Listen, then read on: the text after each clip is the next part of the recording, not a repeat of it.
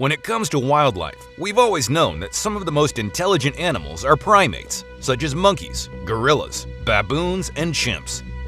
But what happens when the tables are turned against the intelligent animals? It's the beginning of an epic rivalry. Oh my god.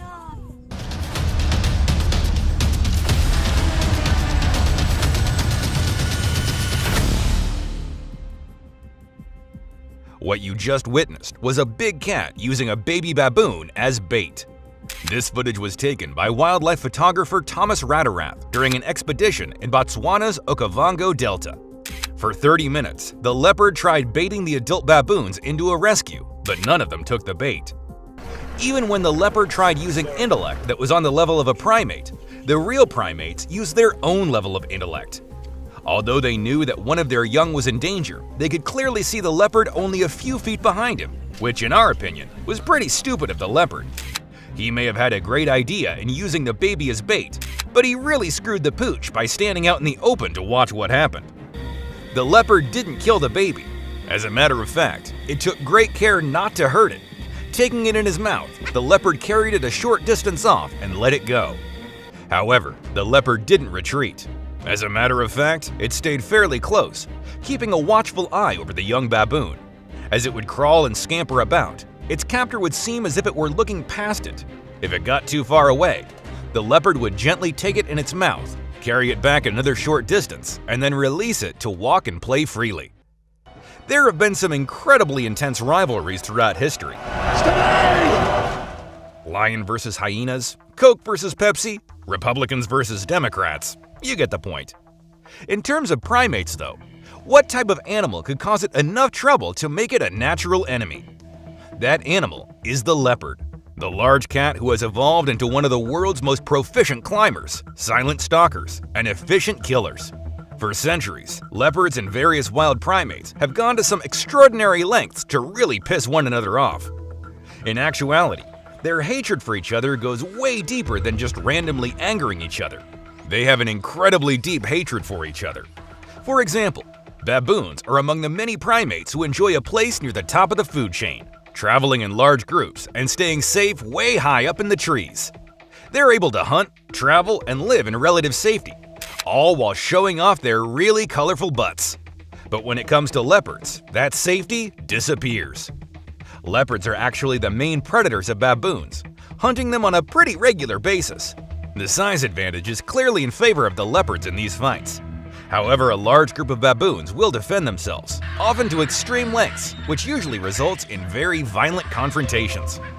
For all of their ferocity though, these confrontations always happen in the daylight, since baboons cannot see in the dark and are very vulnerable at night. Although the leopard will rarely be killed or even hurt, they can sometimes be chased away. Now, there's one more important thing about leopards that we haven't discussed. They're the most active at night. So where can you find them during the day? Look up. They're in the trees. As a matter of fact, as long as the sun is up, 2/3 of the leopard's day will be spent in the tree. In case you haven't put two and two together, that's also where monkeys and other primates spend a lot of their time. With this being the case, there are bound to be a few encounters that end in violence. Here's the thing though. Although leopards spend a lot of time in the trees, they are no match for the agility of monkeys. When you combine this with the fact that these monkeys and apes are incredibly powerful, it spells trouble for the leopards. These clashes can sometimes end with the leopard being thrown from the tree. It doesn't mean that this is the case all the time. The monkeys, apes, and baboons may have a bit of an upper hand in the trees. Leopards are known as being some of the most proficient climbers among the various types of big cats. They have been known to kill larger animals and drag their lifeless carcasses up trees to eat. We would like to add one quick side note to this story before we continue. Although we have painted the leopard as a heartless predator that can dismantle primates at will, some of the various animals have their own jerkish tendencies as well. Baboons, for example, have been known to find unattended leopard cubs and dispatch them. Also, just as the leopard sometimes does, the baboons does not opt to eat them. They simply kill them for the sport of it. In the end, it is not known what happened with the leopard, the baby baboon, or the other baboons.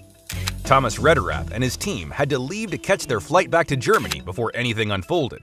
But when they left, the baby monkey was still alive and in the care of the leopard.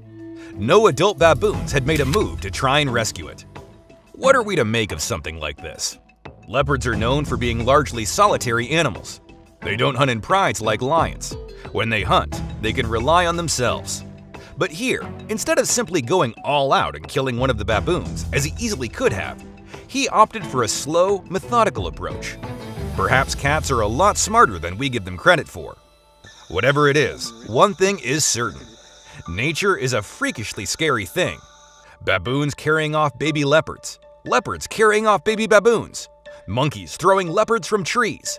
Where does it end? If evolution keeps going with these two families of animals as it has, there's no telling what evolutionary advances will happen in the next few thousand years.